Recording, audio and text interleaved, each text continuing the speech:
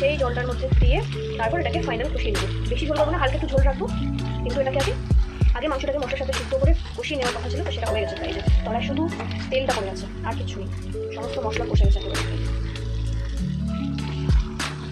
আপনাদের বলেছিলাম সেই লাস্টের সেই একটা ইনগ্রিডিয়েন্ট স্পেশাল যেটা আমি দেবো, এবং এটাও বলেছিলাম যে খুবই নর্মাল একটা সিম্পল একটা ইনগ্রিডিয়েন্ট সবার কাছেই থাকে, সেটা হলো ঘি। তো এই আমাদের ঘি, এবং আমি এটার মধ্যে 1 চামচ অল্প ছোটো চামচের ঘি দিয়ে দিয়েছি, জলও অ্যাড করে দিয়েছি, এবং এটা এখন ফাইনাল হয়ে গেছে। আর কিছু করবো না, একটু কিছুক্ষণ ফুটবে 5 মিনিট, ব্যাস তারপর বন্ধ করে রেখে দেবো। এই ঘিটা গেলে করে যে কোনো মাংসের ঝোল হোক, কষা হোক, যাই হোক, একদম অন্য লেভেল হয়ে যায়।